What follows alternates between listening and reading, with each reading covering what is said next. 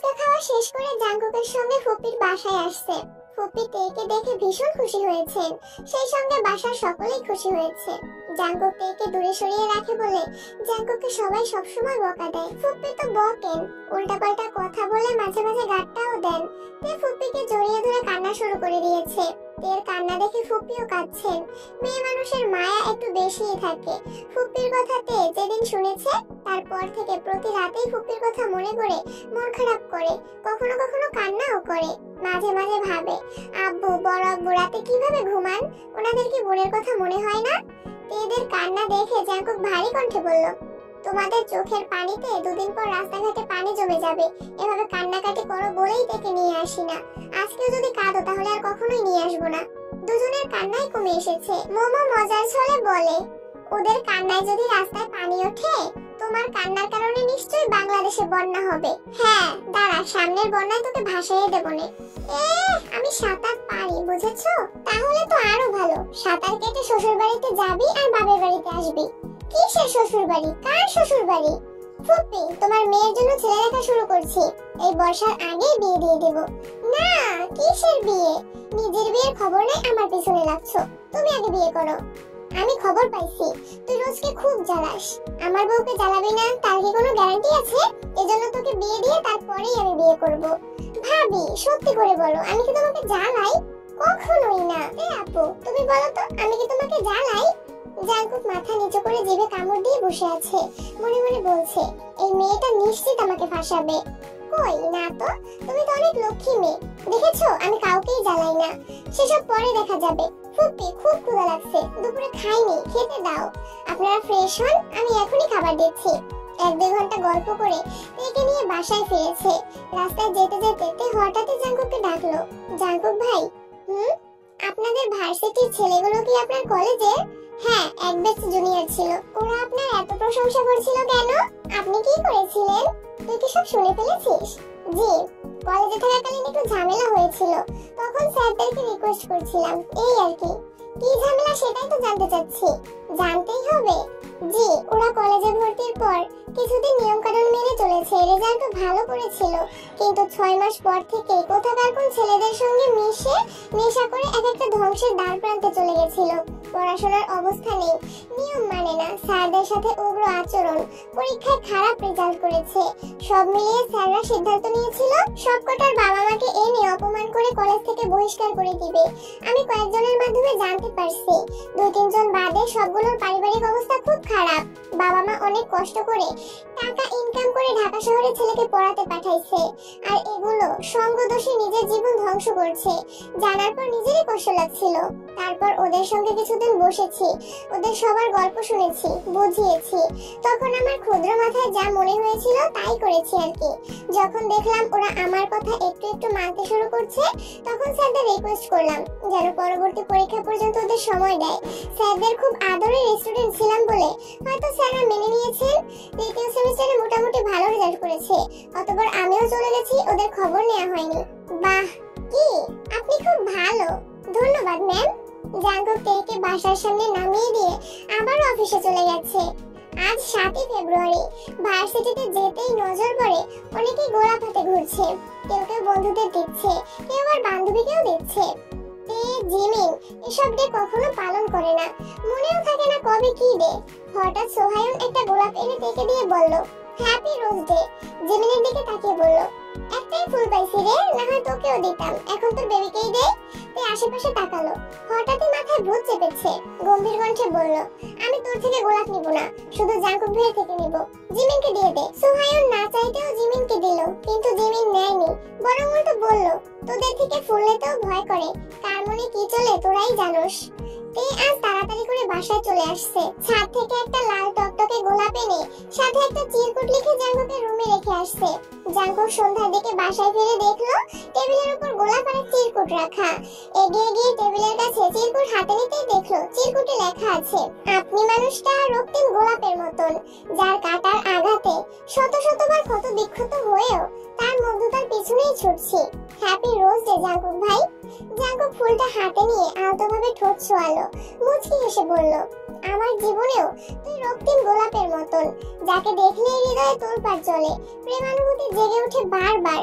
খুব ইচ্ছে করে গোলাপের প্রতিটা পাপড়ির ভাঁজে তোর আমার প্রণয়ের নেশা এঁকে দেই। ফুলের রানী গোলাপের মতো তোকেও জাঙ্কুকের মহারানী বানিয়ে রাখি। জাঙ্কুক গোলাপ আর চিরকুট টেবিলের উপর রেখে ফ্রেশ হয়ে নিচে নামলো। এই সুযোগে তে চুপি চুপি জাঙ্কুকের রুমে আসছে। চিরকুট আর ফুল যেভাবে রেখেছিল সেভাবেই আছে দেখে তার প্রফুল্ল মন সহসা খারাপ হয়ে গেছে। ঠোঁট ফুলিয়ে শ্বাস ছাড়লো। জাঙ্কুক ভাই এখনো দেখেনি ভেবেই তার আনন্দিত বদন বদলে গেছে। মাথা নিচু করে মনে মনে বিড়বিড় করতে করতে রুম থেকে বেরিয়ে ব্যালকনিতে হাঁটছে। আচমকা ভারী কিছুর সাথে কপাল ঠেকে। বডি স্প্রের তীব্র ঘ্রাণ নাকে লাগতেই আবেশে চোখ বন্ধ হয়ে আসে।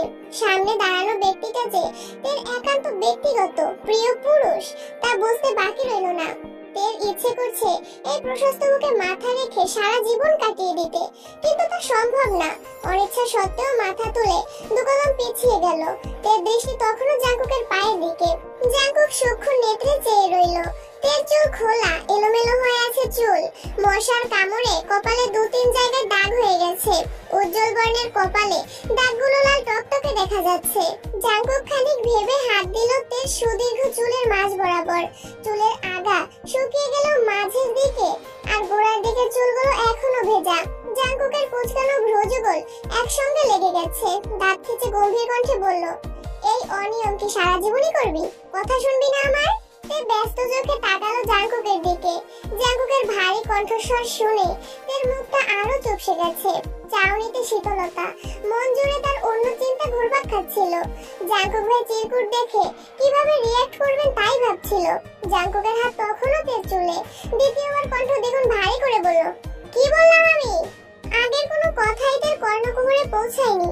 এটা জাঙ্কুককে কিভাবে বলবে? নিরুপায় হয়ে তে উল্টো প্রশ্ন করলো, আমি কি করেছি? অসময়ে শাওয়ার নিছিস কেন? 2 দিন পর পর যে মাথা ব্যথায় ভুগিস মনে থাকে না? তোকে সকাল সকাল শাওয়ার নিতে বলেছিলাম, কথা মানিস না কেন?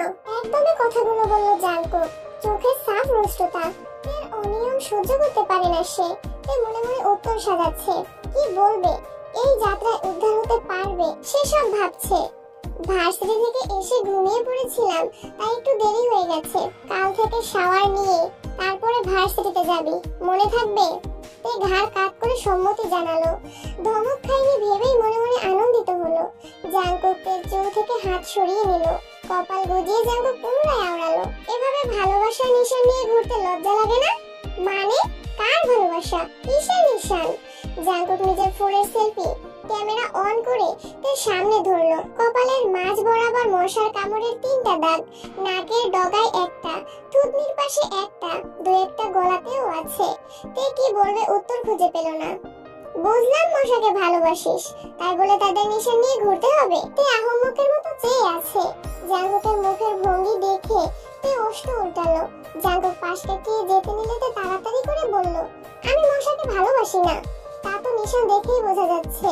তে জাঙ্কুকের পেছনে দাঁড়িয়ে বিড়বিড় করে বলল, আমি মশাকে না আপনাকে ভালোবাসি, আপনি কি বুঝেন না? জাঙ্কুক মুচকি হাসলো। কথাটা ঠিকই তার কান পর্যন্ত পৌঁছেছে। সহসা হাসি থামিয়ে ঘাড় হালকা ঘুরিয়ে তের দিকে আর চোখে তাকিয়ে বলল, মশারে টানিয়ে ঘুমাবি। দীর্ঘ কদম ফেলে জাঙ্কুক ব্যালকনিতে হাঁটছে আর মনে মনে বলছে, যে অঙ্গে জাঙ্কুকের ভালোবাসার নিশান থাকার কথা, সেই অঙ্গে অন্য কোনো নিশান জাঙ্কুক সহ্য করবে না। সেটা যদি সামান্য মশারও হয় তবুও না। কিম তেইহুন ইজ মাইন বলেই ফুস করে নিঃশ্বাস ছাড়লো। নিঃশ্বাসের তীব্রতায় বোঝা যাচ্ছে মশার প্রতি তার কতটা হিংসা কাজ করছে। রুমে ঢুকে দরজা বন্ধ করে ঘন্টাখানেক তেজ চিরকুট আর গোলাপ হাতে বসে রইল। কল্পনায় কতটা পথ হেঁটে আসছে কে জানে। তারপর একটা ডায়েরির ভাঁজে গোলাপ আর চিরকুট রেখে শুয়ে পড়েছে। ভ্যালেন্টাইন সপ্তাহ চলছে। প্রতিদিনই কোনো না কোনো স্পেশাল ডে। জাঙ্কুক প্রতিদিন অফিস থেকে ফিরেই টেবিলে একটা চিরকুট দেখতে পায়। Propose day, chocolate day, teddy day. এক একটা ডেতে এক একটা স্পেশাল চিরকুট, সাথে চকলেট, টেডি কিছু না কিছু থাকে। কিন্তু জাঙ্কুকের কোনো প্রতিক্রিয়াতে চোখে পড়ে না। জাঙ্কুক অফিসে চলে গেলেই ছুটে যায় জাঙ্কুকের রুমে। খুঁজে নিজের দেয়া চিরকুটগুলো, কিন্তু কিছুই খুঁজে পায় না। জাঙ্কুকের রুমের প্রত্যেকটা জিনিসে তালা দেওয়া। টেবিলের উপরে রাখা বই খাতা সব চেক করেছে, কিন্তু কিচ্ছু পায়নি। তে বিড়বিড় করে বলে, হিটলার বেটা জিনিসগুলো যেমন তালা দিয়ে রাখছে, নিজের কলিজাটাকেও তালা মেরে রেখেছে। যতই তালা দিয়ে রাখুন না কেন, আমি তালা ভেঙে হলেও আপনার হৃদয়ে জায়গা করে নিব। আজ প্রমিস ডে। জাঙ্কুক অফিসের কাজে সকাল সকাল বেরিয়ে গেছে। তেও ভার্সিটিতে এসেছে। মনটা তেমন ভালো না। আশেপাশে সবাই সবাইকে এটা সেটা প্রমিস করছে। তে তাকিয়ে তাকিয়ে সেই দৃশ্য দেখছে। জাঙ্কুক ভাইয়ের থেকে চকলেট, ট্যাডি যেখানে পায়নি সেখানে প্রমিস ডেতে কোনো প্রমিস আশা করা বোকামি ছাড়া কিছুই না। এর মধ্যে জিমিন আসছে। তের মন খারাপ দেখে উদ্বিগ্ন কণ্ঠে শুধালো, কি হয়েছে বেবি, মন খারাপ কেন? কিছু হয়নি, এমনি ভালো লাগছে না। এমনি তো না, অবশ্যই কারণ আছে। জাঙ্কুক ভাই কিছু বলেছেন? অথবা সুগা ভাই? না। সোহায়ন জাঙ্কুকরা কিছু বলেছে? না। তাহলে হয়েছেটা কি? আজকে কি রে জানিস? এসব দিয়ে আমার কি কাজ? আমি জানি কি করব, তুই বল। আজ প্রমিস ডে।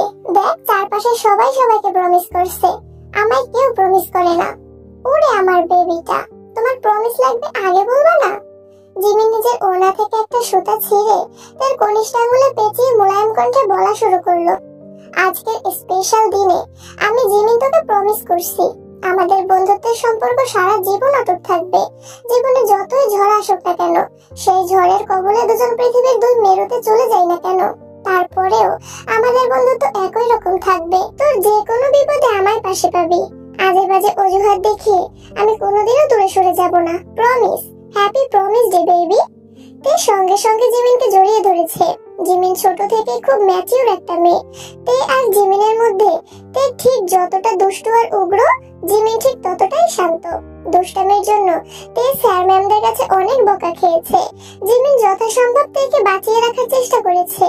তে রাগ বেশি হয়, সামান্য বেঞ্চে বসা নিয়েও স্কুল লাইফে বান্ধবীদের সাথে ঝগড়া লেগে যেত। সেখানেও জিমিন ঝগড়া মীমাংসা করে দিত। তেকে বুঝিয়ে রাগ কন্ট্রোল করত। বয়স বাড়ার সাথে সাথে তের চঞ্চলতাও কমে এসেছে। বাড়িতে জেনি আর লিমিনহর সাথে টুকটাক দুষ্টুমি করলেও বাহিরে এখন খুব ভদ্র থাকার চেষ্টা করে। তে যে পরিস্থিতিই থাকুক না কেন, জিমিনকে সে চোখ বন্ধ করে বিশ্বাস করতে পারে। জিমিনও তেকে বোনের মতোই যত্নে রাখে। এত বছরের বন্ধুত্বেও জিমিন এত সুন্দর করে কখনো প্রমিস করেনি। তেও জিমিনকে জড়িয়ে ধরে বলল, আমিও তোকে প্রমিস করছি, আমি যতদিন বেঁচে থাকবো ততদিন তোর বেস্ট ফ্রেন্ড হয়েই থাকবো। তোর সাথে কত দুষ্টামি করেছি, ঝগড়া করেছি, রাগ দেখিয়েছি, ইনফ্যাক্ট এখনো কত রাগ দেখাই, তুই কি সুন্দর সব মেনে নিস। তোর মতো বান্ধবী পাওয়া সত্যিই ভাগ্যের বিষয়। আমি খুব ভাগ্য করে তোকে আমার জীবনে পেয়েছি। তোকে কখনোই হারাতে চাই না। আমি খুব ভালোবাসি তোকে। আমিও খুব ভালোবাসি। সোহায়ন আর চাঙ্গুক একসঙ্গে বলে উঠলো, আহা গো, দুই বান্ধবীর কত প্রেম। দেখ আমার বেস্ট ফ্রেন্ড প্রমিস করেছে। ওহো, আজ তো প্রমিস ডে, মনেই ছিল না। প্রমিস করতে হবে তো। আমার বেস্ট ফ্রেন্ড প্রমিস করে ফেলছে, এখন আমার জাঙ্কুক ভাইয়ের প্রমিস প্রয়োজন। জাঙ্কুক ভাই যদি একবার বলে কখনো ছেড়ে যাবে না, তাহলেই আমার জন্য যথেষ্ট। তোদের প্রমিস দিয়ে কি ঘোড়ার ঘাস কাটবো? এভাবে অপমান করলি দেখবি তোর জাঙ্কুক ভাই তোকে প্রমিস করবে না, এটা আমার অভিশাপ। তে হাতের কলম ছুঁড়ে মারে। কলমটা ঠিক সোহায়নের কপালে লাগে। সোহায়ন ব্যথায় উফ করে ওঠে। শকুনের দোয়ায় গরু মরে না, আর যদি মরে তাহলে তোকেও মরতে হবে। ক্লাস শেষ করে বাসায় ফিরে এসেছে তে। মনটা ভীষণ অস্থির। জাঙ্কুক ভাইয়ের প্রতিক্রিয়া বুঝতে পারে না বলে আজ কোনো চিরকুট লেখেনি। চিন্তা করছে সরাসরি জাঙ্কুককে বলবে। তে ব্যালকনিতে দাঁড়িয়ে অপেক্ষা করছিল। সন্ধ্যার খানিক বাদেই জাঙ্কুক বাসায় ফিরেছে। জাঙ্কুক রুমে ঢুকে টেবিলের দিকে তাকায়। আজ কোনো চিরকুট নেই দেখে আনমনে কপাল গুটালো। ড্রেস চেঞ্জ করে শাওয়ার নিতে চলে গেছে। প্রায় 30 মিনিট পর তে জাঙ্কুকের রুমে আসলো। জাঙ্কুক তখন ড্রেসিং টেবিলের সামনে দাঁড়িয়ে ভেজা চুল ঝাড়ছিল। আগের ড্রেসিং টেবিল ভাঙার পর সেটা পাল্টিয়ে নতুন একটা আনিয়েছে। আগেরটা থেকে এটা অনেক বেশি সুন্দর। জাঙ্কুক রুমে না থাকলে তে প্রায় এসে ড্রেসিং টেবিলের সামনে সাজুগুজু করে ছবি তোলে। জাঙ্কুকের চুলের পানি ছিটকে গিয়ে তার পায়ে পড়ে তে সেখানেই থমকে যায়। ঘাড় ঘুরিয়ে জাঙ্কুককে দেখলো। আয়নায় তাকিয়ে কিছু একটা ভাবছিল। জাঙ্কুক হঠাৎই তার উপস্থিতি বুঝতে পেরে কিছুটা নড়ে ওঠে। কিছু বলবি? আপনি কিছু বলবেন? না। আজকে কি ডে বলুন তো? মানডে, মানে সোমবার। এই ডে এর কথা বলিনি। তাহলে কোন ডে? আপনার টেবিলের উপর রাখা চিরকুটগুলো দেখেননি? চিরকুট তুই রাখছিলি নাকি? জি। কি ছিল চিরকুটে? আপনি চিরকুটগুলো দেখেননি? কি জানি, খেয়াল করিনি। তের তৎক্ষণাৎ সোহায়নের অভিশাপের কথা মনে পড়ে গেছে। সেই সঙ্গে জাঙ্কুকের কথাটা আগুনে ঘি ঢালার মতো কাজ করেছে। তের মেজাজ খারাপ হলো, রাগান্বিত কণ্ঠে বলল, আমার চিরকুটগুলো আমায় দিয়ে দিন, আপনার সাথে আর কোনো কথা নেই। জাঙ্কুক শশব্যস্ত হয়ে ফোন থেকে চোখ সরিয়ে তের দিকে তাকালো, মৃদু হেসে জানালো, তোর চিরকুট কোথায় উড়ে গেছে কে জানে। রাগে তের চোখ জ্বলছে। সোহায়নের দেয়া অভিশাপটা বারবার মনে পড়ছে আর তেলে বেগুনে জ্বলে উঠছে। রাগের মাথায় হুট করে বলল, আপনি আমার জীবনে কেন আসছেন? আমি তোর জীবনে আসিনি, বরং তুই আমার জীবনে আসছিস। কিভাবে? জাঙ্কুক তের দিকে স্থির দৃষ্টিতে তাকায়, খানিক চুপ থেকে ঠান্ডা কণ্ঠে শোধায়, তোর জন্ম আগে হয়েছে নাকি আমার? আপনার। তো কে কার জীবনে আসছে? জানি না। রুমে কেন আসছিলে? তের পুনরায় সোহায়নের অভিশাপের কথা মনে পড়ে যায়। তের রাগ অভিমান সাইডে রেখে কোমল কণ্ঠে বলল, আজকে প্রমিস ডে, তাই উইশ করতে আসছিলাম। এসব ডেট আমি পালন করি না। কেন? আমার মতে গোলাপ দেয়া, চকলেট দেয়া, টেডি দেওয়ার জন্য স্পেশাল কোনো দিনের প্রয়োজন হয় না। ইচ্ছে থাকলে প্রতিদিনই এসব ডে পালন করা সম্ভব। তাই বলে সামান্য উইশটাও করতে পারবেন না? আমার উইশ করলে তার চিরকুট পর্যন্ত সীমা রাখতে পারবো না, কাজে কর্মে দেখিয়ে দিব। জাঙ্কুকের কথাতে বোঝার চেষ্টা করছে না, বরং সোহায়নের কথা মনে করে বারবার বলছে, আজকে অন্তত উইশ করুন, আর বলবো না প্লিজ। আজ করলে কাল কি সমস্যা? এসব বাদ দিয়ে অন্য কিছু বলা থাকলে বল। তেমন খারাপ করে রুম থেকে বেরিয়ে যেতে যেতে বলল, সোহায়ন, তোর অভিশাপ ফলে গেছে। শোন। তে থমকে দাঁড়ালো। জাঙ্কুক ভ্রু কুঁচকে তাকিয়ে রইল। হঠাৎ শীতল কণ্ঠে বলল, কি প্রমিস চাস? তে সহসা চোখ গোল গোল করে তাকালো। জাঙ্কুক পুনরায় বলল, কি হলো বল। আপনি প্রমিস করুন, আমাকে আর কখনো ধমক দিয়ে কথা বলবেন না। এর খুব ইচ্ছে ছিল জাঙ্কুককে বলতে, যেন কখনো ছেড়ে না যায়, কিন্তু থাপ্পড়ের ভয়ে তা বলতে পারেনি। তুই ভুল করলেও শাসন করতে পারবো না।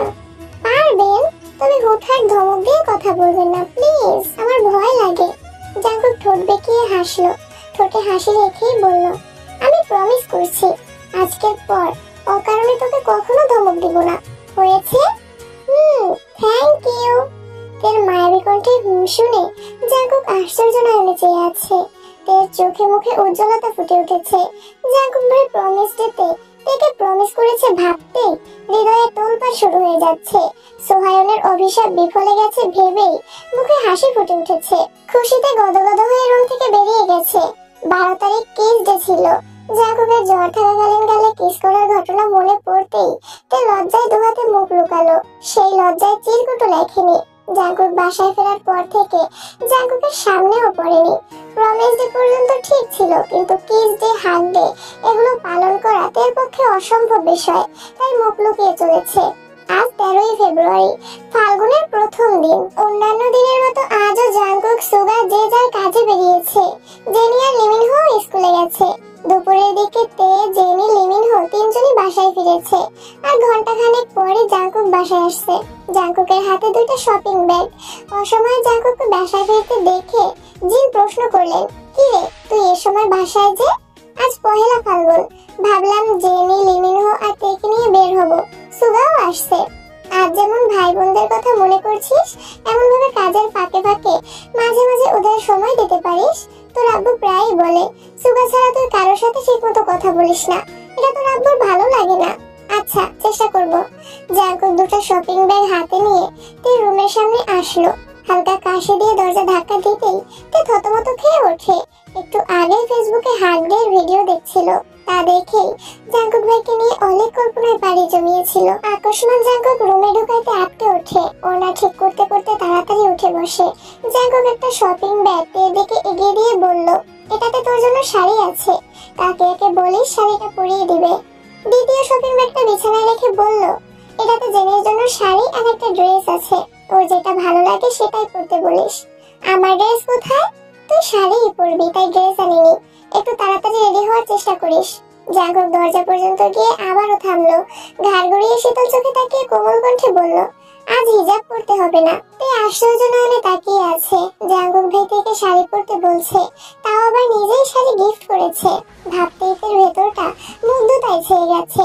আঁখি জোড়ায় চমক দেখা যাচ্ছে। নিজের চোখ, কান কোনো কিছুকেই বিশ্বাস করতে পারছে না। হানসুহিয়াপুর বিয়েতে তে শাড়ি পরে দোতলা থেকে নিচতলা পর্যন্ত নামতেও পারেনি। জাঙ্কুক ভাইয়ের ঠান্ডা কণ্ঠের হুমকিতেই শাড়ি পাল্টাতে বাধ্য হয়েছিল। আর জাঙ্কুক ভাই নিজেই শাড়ি পরতে বলছেন, তাও আবার চুল ছেড়ে। তে শপিং ব্যাগ থেকে বাসন্তী রঙের একটা শাড়ি বের করলো, সাথে ম্যাচিং প্যাটিকোট, দুজোড়া কাচের চুড়ি। এই শাড়িটা হাতে নিয়ে ঘুরিয়ে ফিরিয়ে দেখলো। শাড়িটা এমনিতেই সুন্দর, তবে জাঙ্কুক ভাই দেয়ায় শাড়ির সৌন্দর্য মনে হচ্ছে দ্বিগুণ বেড়ে গেছে। জেনির শাড়ি আর ড্রেসটা দেখে তে জেনিকে দিয়ে এসেছে। এগুলোও বেশ সুন্দর, বলতে হয় জাঙ্কুক ভাইয়ের পছন্দ আছে। তে ফ্রেশ হয়ে ছুটে গেল কাকিয়ার রুমে। কাকিয়া ঘুমাচ্ছে দেখে তে বিভ্রান্তিতে পড়ে গেছে। তে চটপটে মনটা শাড়ি পরার জন্য ছটফট করছে, কি করবে ভেবে পাচ্ছে না। হৃদয়ের তীব্র কম্পনের কাছে ভদ্রতা বেশিক্ষণ টিকলো না। তে ধৈর্যহীন কণ্ঠে কাকিয়াকে ডাকা শুরু করলো। তের ডাকে কাকিয়া ঝটপট করে উঠে বসলেন। কি হয়েছে তে? তাড়াতাড়ি ওঠো, আমার শাড়ি পরিয়ে দিতে হবে। তুই শাড়ি পরবি? হ্যাঁ। হঠাৎ শাড়ি পরতে মন চাইছে কেন? তের চোখে মুখে উজ্জ্বলতা ফুটে উঠেছে। উত্তেজিত কণ্ঠে বলল, জাঙ্কুক ভাই আমাকে আর জেনিকে শাড়ি দিয়েছেন, তাড়াতাড়ি রেডি হতে বলেছেন, ঘুরতে নিয়ে যাবে। তার জন্য এত খুশি? হ্যাঁ, তুমি তাড়াতাড়ি এসো, আমার শাড়ি পরিয়ে দিতে হবে। তুই যা, আমি আসছি। তে হুটোপুটি করে নিজের রুমে চলে গেল। কিছুক্ষণের মধ্যে কাকিয়া আসছেন। হানসুহিয়াপুর বিয়েতে হানসুহিয়াপুরা বাঙালি স্টাইলে শাড়ি পরেছিল, তবে আজ কাকিয়া আঁচল ছিঁড়ে খুব সুন্দর করে কুচি দিয়ে শাড়ি পরিয়ে দিয়েছেন। হালকা মেকআপ, হাতে 2 ডজন কাচের চুড়ি, কানে সিম্পল কানের দুল, ওষ্ঠ জুড়ে হালকা গোলাপি রঙের রঞ্জক, চোখে হালকা করে দেয় কাজল, সাথে গাঢ় আইলাইনারে তার ডাগর ডাগর চোখগুলো অত্যন্ত মায়াবী লাগছে।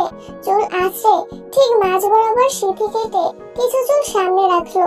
পেছন দিকে চুলগুলো কোমর ছাড়িয়ে বেশ খানিকটা নিচে নামলো। চুলের আগ হাঁটুর কিছুটা উপরে। সাজ সম্পূর্ণ হওয়ার পর তে কিছুটা দূর থেকে ড্রেসিং টেবিলের দিকে তাকালো।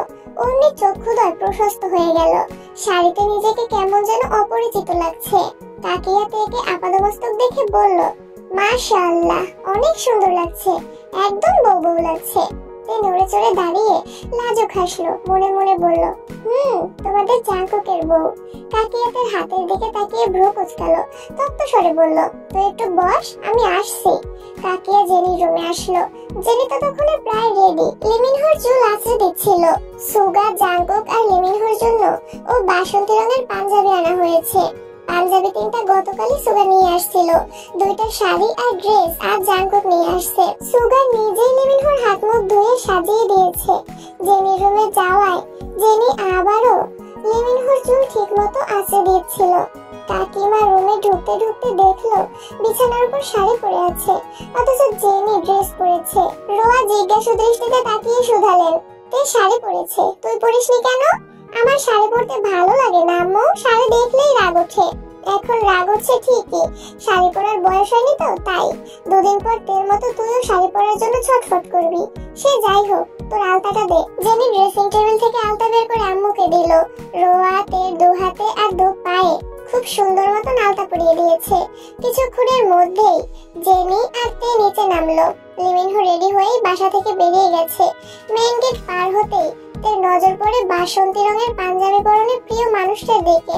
পাঞ্জাবির হাতা কোনই পর্যন্ত উঠানো, হাতে কালো রঙের ঘড়ি, অনামিকা আঙুলে জলজল করছে একটা আংটি, চোখে সানগ্লাস পরে গাড়ির সাথে হেলান দিয়ে দাঁড়িয়ে ফোন চাপছিল। বাসন্তী রঙের জাঙ্কুক ভাইকে দেখেই তের হৃদয়ে বসন্ত দোলা দিচ্ছে। বুকের ভেতর হৃৎপিণ্ডটা ছুটছে দিক বিদিক। বদলে গেল তের অভিপ্রায়। চোখ দুটো প্রেমানুভূতিতে চকচক করছে। জাঙ্কুক ভাইকে এভাবে দেখেই তার হার্টবিট থমকে গেছে। তে মনে মনে নিজেকে আওড়ালো, আর কতবার কতভাবে আপনি আমার ছোট্ট হৃদয়ে অগ্নিকাণ্ড চালাবেন? জেনির ডাকে তের মনোযোগ সরে, দৃষ্টি নামিয়ে নেয়, কুচিগুলো ধরে আস্তে ধীরে পা বাড়ায়। তখনই জাঙ্কুকের দৃষ্টি পড়ে আলতারাঙা পায়ের দিকে। অমনি বুকের ভেতরটা মোচড় দিয়ে উঠেছে। আলতারাঙা পায়ের মালিক যে জাঙ্কুকের হৃদয়ের রানী। আলতারাঙানো পা এই নিয়ে দ্বিতীয়বার দেখছে। প্রথমবার দেখেছিল হানসুহিয়াপুর বিয়েতে। জাঙ্কুকের পা থেকে মাথা অব্দি দেখলো। জাঙ্কুকের হৃদয়ের অন্তঃস্থল জুড়ে অস্থিরতা কাজ করছে। বাসন্তী রাঙা শাড়ি, সুদীর্ঘ ঘন কালো চুল, মায়াবী 2 আঁখি, সদ্য ফোটা রঙিন হাসিতে মন্ত্রমুগ্ধ জাঙ্কুক সম্মোহনী দৃষ্টিতে তাকিয়ে আছে তের দিকে। শাড়িতে তেকে দেখে কেউই বলবে না এই মেয়ের 18 বছর, কিছুদিন পর 19-এ পা দিবে। তেকে দেখে মনে হচ্ছে 22-23 বছরের যুবতী মেয়ে। তেকে দেখে অজানা শিহরণে জাঙ্কুকের শরীর ঝাঁকুনি দিয়ে ওঠে। বক্ষস্থলের ইতস্ততা কাটানোর সাধ্যই নেই। জাঙ্কুকের হৃদয়টাকে ক্ষত বিক্ষত করার অস্ত্র জাঙ্কুক নিজেই তের হাতে তুলে দিয়ে এসেছে। জেনে বুঝে নিজেকে ধ্বংসের দ্বার প্রান্তে নিতে যাচ্ছে জাঙ্কুক। জোরালো হৃদস্পন্দনের শব্দ জাঙ্কুকের কান পর্যন্ত পৌঁছাতে জাঙ্কুক ঢোক গিলল। আকাশের দিকে তাকিয়ে দীর্ঘ নিঃশ্বাস ছাড়লো। চোখ বন্ধ করে খানিক ভাবলো। চোখ মেলে তাকাতেই আবিষ্কার করলো তে জাঙ্কুকের থেকে ঠিক 1 হাত দূরে দাঁড়ানো। এত কাছাকাছি দাঁড়ানোতে তের গায়ের গন্ধ জাঙ্কুকের নাসারন্ধ্র পর্যন্ত পৌঁছে যায়। এই ঘ্রাণ জাঙ্কুককে বারংবার মাতাল বানাতে সক্ষম। কি হয়েছে আপনার? হয়নি, তবে হবে। কি হবে? তোর মাথা, গাড়িতে ওঠ। তে ভেঙচি কেটে চুপচাপ গাড়িতে গিয়ে বসলো। জেনি, তে, লিমিনহো তিনজনই পিছনে বসেছে। জাঙ্কুক ড্রাইভিং সিটে বসেছে। সুগা তার পাশেই বসেছে। গাড়ি স্টার্ট দিল। 10 মিনিটে কম করে হলেও 50 বার গাড়িতে থাকা আয়নাতে তেকে দেখেছে। আরো 5 মিনিট যাওয়ার পর জাঙ্কুক আচমকা গাড়ি সাইড করে থামালো। সুগা উদ্বিগ্ন কণ্ঠে বলল, কোনো সমস্যা ভাইয়া? ভাই, আজ তুই গাড়ি চালা, আমি পারছি না। সুগা গাড়ি থেকে নেমে ড্রাইভিং সিটে বসেছে। শান্ত কণ্ঠে বলল, আমি কিন্তু তোমার মতো চালাতে পারবো না। যেভাবে খুশি চালা, আমায় বিরক্ত করিস না প্লিজ। সুগা ঠোঁট বেঁকিয়ে মুচকি হাসলো। জাঙ্কুকের হৃদয়ের তোলপাড় সুগা কিছুটা হলেও বুঝতে পারছে। তে পিছন সিটে বসা থেকে একটু উঠে পিছন থেকে জাঙ্কুকের কপালে হাত রেখে প্রশ্ন করলো, আপনার কি শরীর খারাপ? জাঙ্কুক চোখ বন্ধ করে দীর্ঘশ্বাস ছেড়ে বিড়বিড় করে বলল, কারো হৃদয় হরণ হলে কি সে সুস্থ থাকতে পারে? জাঙ্কুকের বেসামাল অবস্থা দেখে সুগা মৃদু হেসে ঠাট্টার স্বরে তেকে বলল, ভয় পাস না, ভাইয়ার মনে আরশোলা কামড় দিচ্ছে, এজন্য অস্থির লাগছে সবকিছু। ঠিক হতে একটু সময় লাগবে। জেনি আর লিমিনহো দুজনে একসঙ্গে চেঁচিয়ে উঠল, গাড়িতে আরশোলা আছে! কই আরশোলা? আল্লাহ বাঁচাও! ওদের নাচানাচিতে সুগা গাড়ি সাইড করে পিছন ফিরে তাকালো। তেজপূর্ণ গম্ভীর কণ্ঠে শুধালো, আমি কি একবারও বলেছি গাড়িতে আরশোলা আছে? তুমি না বললা ভাইয়াকে আরশোলা কামড় দিছে? ভাইয়াকে কখন কোথায় আরশোলা কামড়াইছে কে জানে? তোরা চুপচাপ বস, গাড়িতে আরশোলা নেই। তারপরও লাফালাফি করলে আরশোলার বাড়িতে ফেলে দিয়ে আসবো বলে দিলাম। জাঙ্কুক তখনও চোখ বন্ধ করেই বসেছিল। সুগা এবার জাঙ্কুকের দিকে তাকিয়ে একগাল হেসে বিড়বিড় করে শুধালো, ভাইয়া, ব্যথা কি বেশি লাগছে? হাসপাতালে নিতে হবে? জাঙ্কুক সহসা চোখ খুললো আর চোখে সুগার দিকে তাকালো, কিন্তু কোনো রিয়াকশন দেখালো না। সুগা তখনও হেসেই যাচ্ছে। সুগা পুনরায় ডাকলো। জাঙ্কুক শুধু ভ্রু নাচালো। সুগা ঠোঁট বেঁকিয়ে হেসে বলল, চোখ বন্ধ করে জোরে নিঃশ্বাস ছাড়ো আর বলো, অল ইজ ওয়েল। দেখবা একটু শান্তি লাগছে। জাঙ্কুক ভ্রু গুটিয়ে তাকালো। সুগার হাসি দেখে জাঙ্কুক ওখানে হাসলো। তারপর তপ্ত স্বরে বলল, মজা নিচ্ছিস? না, একদমই না। দিন আমারও আসবে, তখন বুঝাবো কত ধানে কত চাল। চুপচাপ গাড়ি স্টার্ট দে। সুগাও আর কিছু বলল না, ঠোঁটের করে হাসি রেখেই গাড়ি স্টার্ট দিল। হানসুইয়াপুর বিয়েতে তেকে শাড়ি পরা দেখে জাঙ্কুক সারা রাত ঘুমাতে পারেনি। ইয়নো সুগাকে সবই বলেছে। তখনকার অবস্থা সুগা সচক্ষে না দেখতে পারলেও এখন অবস্থা ঠিকই দেখতে পাচ্ছে। গাড়িতে এসি চলছে, তারপরেও জাঙ্কুক ঘামছে, স্থির থাকতে পারছে না। একবার টিস্যু দিয়ে চোখ মুখ মুছছে, সানগ্লাস খুলে একবার সামনে রাখছে, আবার চোখে দিচ্ছে। এই ফোন বের করছে, আবার পানি খাচ্ছে। বুকের বাঁ পাশে অবস্থিত হৃৎপিণ্ডটা অবিরত কাঁপছে। কথায় আছে শাড়িতেই নারী। যে অষ্টাদশী জামা পরে পিচ্ছি মেয়ের মতো সারা বাড়ি ছোটাছুটি করত, সে আজ শাড়ি পরে পরিপূর্ণ নারী রূপে জাঙ্কুকের সামনে আসছে। মায়াবিনী তো জানে না তার মায়ার জালে জাঙ্কুকের মনটা বন্দী হয়ে আছে বহু বছর ধরে। নারী রূপী মায়াবিনীকে অনন্তকাল দেখার স্বাদ জাগছে জাঙ্কুকের অন্তরে। ইচ্ছে তো অনেক কিছুই করছে। মায়াবিনীর দুগালে স্পর্শ করে চোখে চোখ রেখে মায়াবিনীর সমুদ্রের ন্যায় গভীর দু চোখে চিরকালের জন্য ডুবে যেতে, কপালে আলতো ভাবে নিজের ঠোঁট ছোঁয়াতে, হৃদয়ে জমানো নিরবধি ভালোবাসার এক খণ্ডে মায়াবিনীর উদ্বেলিত মনটাকে শান্ত করতে, মায়াবিনীর চোখে চোখ রেখে 7 সমুদ্র পাড়ি দিতে, নীল আকাশ, অগণিত পাখি আর সমুদ্রের সুবিশাল জলরাশিকে সাক্ষী রেখে বলতে, আমৃত্যু ভালোবাসি তোকে। জাঙ্কুক সিটের সঙ্গে হেলান দিয়ে বসে আছে, দৃষ্টি তার গাড়ির মিররে। পিছনের সিটে বসা অষ্টাদশীকে আপন মনে দেখেই চলেছে। হঠাৎই ঠোঁটের কোণে এক চিলতে হাসির ঝলক দেখা গেল। কেন হাসলো কে জানে। এদিকে তে শাড়ি ঠিক করায় ব্যস্ত। প্রথমবার এভাবে শাড়ি পরেছে। বারবার মনে হচ্ছে এদিক ওদিক খুলে যাচ্ছে, তাই সেসব চেক করায় ব্যস্ত। স্বাভাবিক হয়ে বসতেই মিররে চোখ পড়ে। জাঙ্কুকের সঙ্গে চোখাচোখি হতেই তে সঙ্গে সঙ্গে চোখ নামিয়ে নিয়েছে। সহসাতে ভ্রু কুচকায়। এক মুহূর্তের জন্য থমকে গেছে সবকিছু। মাথা ভর্তি হাজারো ভাবনার মধ্যে একটা ভাবনা হৃদয়ে আঘাত করছে। জাঙ্কুক ভাই কি আমায় দেখছেন? তে সঙ্গে সঙ্গে আবারও মিররে তাকায়। ততক্ষণে জাঙ্কুক চোখে সানগ্লাস পরে ফেলেছে। তা দেখে তের কুচকানো ভ্রুযুগল আরো কুচকে আসে। চক্ষু নেত্রে তাকিয়ে থাকে বেশ খানিকক্ষণ। মনে মনে ভাবছে, ওই একজোড়া চোখ কি আমায় দেখে থমকে গিয়েছিল? শুধু কি দৃষ্টি আটকে গিয়েছিল, নাকি দৃষ্টির সঙ্গে অন্তরতম আঁচলও? ভাবতেই তের ওষ্ঠদাঁত প্রশস্ত হলো। হৃদয়ে জমানো অনুভূতিরা চোখে উপচে পড়ছে। জাঙ্কুক ভাই তাকে দেখে মুগ্ধ হয়েছে ভেবেই তের মন প্রজাপতির মতো উড়ে বেড়াচ্ছে। নিজেই নিজেকে আওড়ালো। ওনার কোমল প্রাণ চাহনে কি কিছু বলতে চাইছিল? তবে কি জাঙ্কুক ভাইয়ের মনেও আমার জন্য অনুভূতি জন্মাচ্ছে? বাকিটা পথ তে জাঙ্কুকের চিন্তাতেই মগ্ন থেকেছে। শ্যামবর্ণের এক পুরুষের প্রেমে তে মাতোয়ারা হয়ে গেছে। জাঙ্কুকের যত্ন, রাগ, তীব্র অধিকার বোধ, স্নিগ্ধতা মিশ্রিত চাহনি অষ্টাদশীর মনের পাড়ায় বারংবার বিপর্যয় ঘটায়। তের প্রাণোচ্ছল জীবনে জাঙ্কুকের আবির্ভাবটা ঠিক যেন ধূমকেতুর মতো। কয়েক মাসেই অষ্টাদশীর কোমল মন জাঙ্কুক ভাইকে নিয়ে স্বপ্ন দেখতে শুরু করেছে। তের জীবনে বাবা আর ভাইয়ের পর জাঙ্কুকই একমাত্র ছেলে, যার সংস্পর্শে নিজেকে নিরাপদ মনে হয়, যার দৃষ্টি, স্পর্শ কোথাও অশ্লীলতার কোনো ছোঁয়া অনুভব করেনি। তার জন্যই বোধহয় জাঙ্কুক খুব ক্ষুদ্র অষ্টাদশী হৃদয়ে জায়গা করে নিয়েছে। সেই থেকে অষ্টাদশীর মস্তিষ্ক জুড়ে জাঙ্কুকের সঙ্গ পাওয়ার অদম্য প্রয়াস সর্বক্ষণ বিচরণ করে। আচমকা গাড়ি থামানোতে তার সুদীর্ঘ ভাবনার অবসান ঘটে।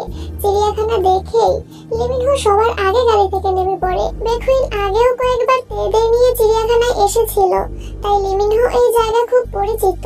চিড়িয়াখানায় ঘুরতে ঘুরতে লিমিনহোর ক্ষুধা লেগে গেছে। লিমিনহোর সঙ্গে জেনেও জানালো তারও ক্ষুধা লাগছে, কিন্তু তের সেসবে মনোযোগ নেই।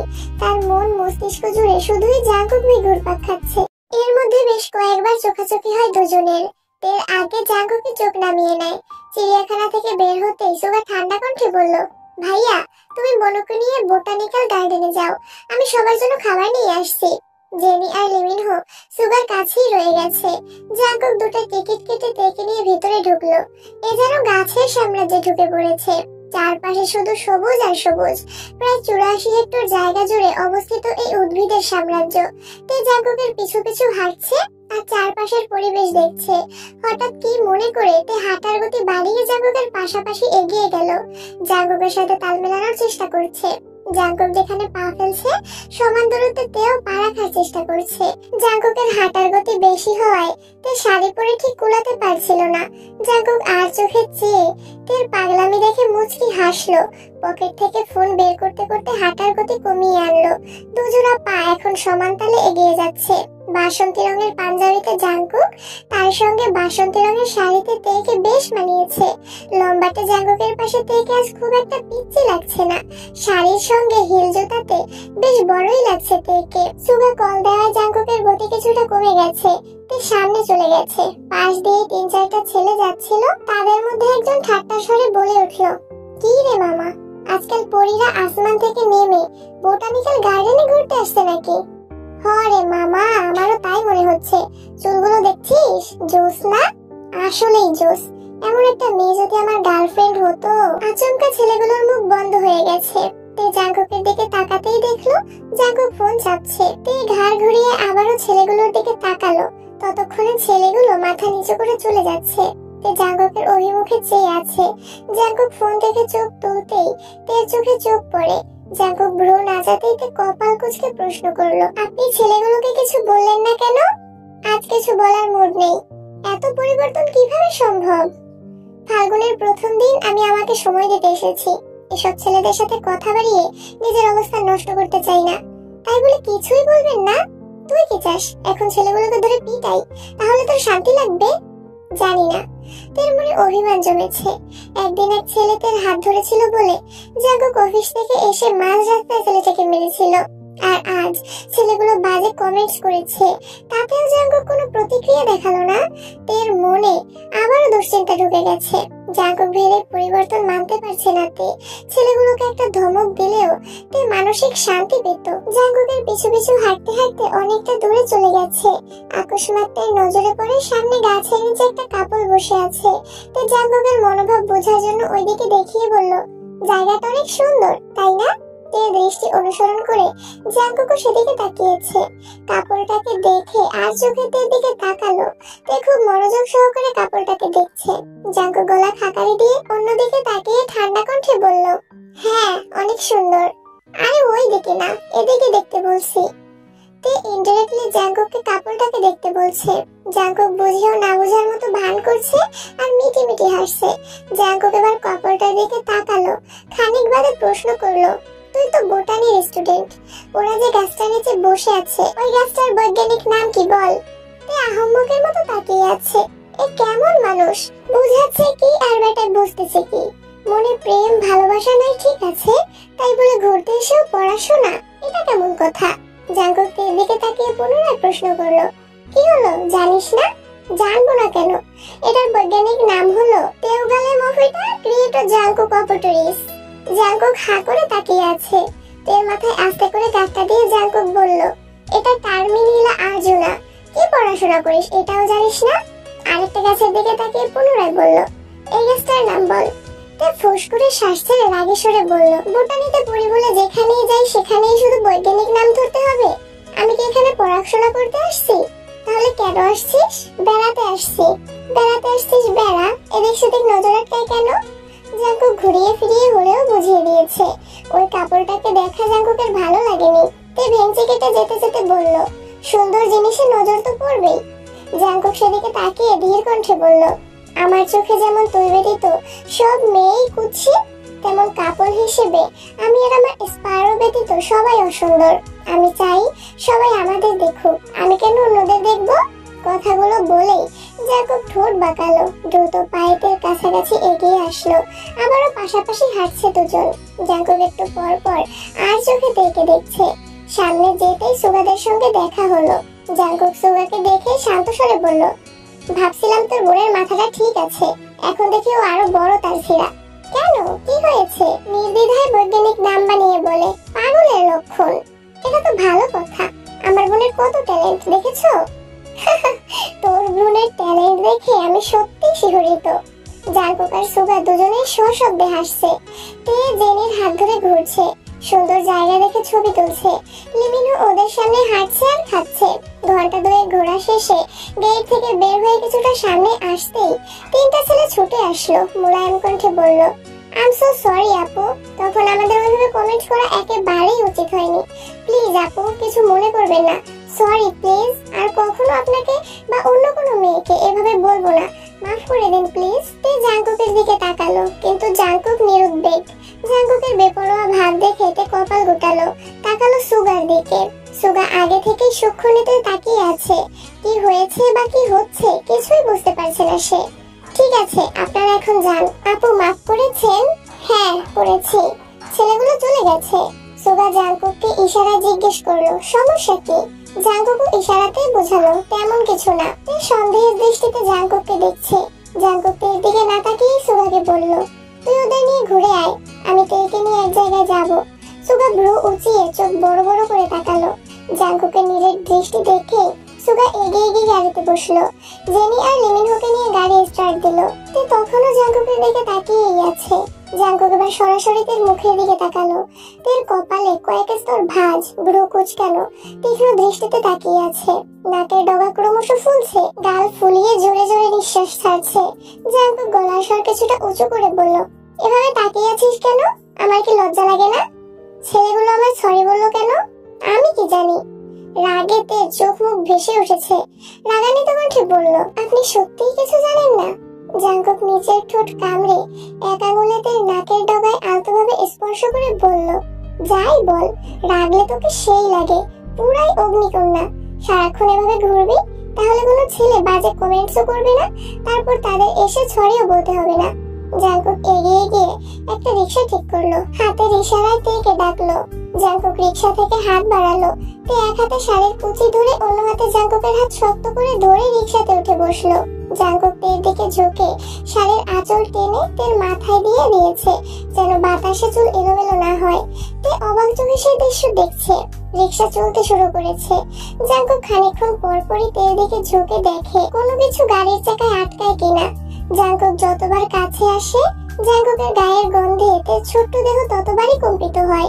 কিছু দূর যাওয়ার পর একটা ফুলের দোকান দেখে জাংকুক রিক্সা থামিয়ে সেখান থেকে তাজা ফুলের মাথার মুকুট কিনেছে, সাথে দুহাতের জন্য তাজা ফুলের ব্রেসলেট। আশেপাশে ফুলের সুগন্ধ ছড়াচ্ছে। জাংকুক নিজের হাতেই তেকে সেসব পরিয়ে দিয়েছে। তে আজ নির্বাক, কথা বলতে একদমই ইচ্ছে করছে না। জাংকুক ভাইয়ের সঙ্গে এক রিক্সাতে পাশাপাশি বসে আছে, এতেই তার খুশির সীমা নেই। তার উপর জাংকুকের যত্নে বারংবার অভিভূত হচ্ছে।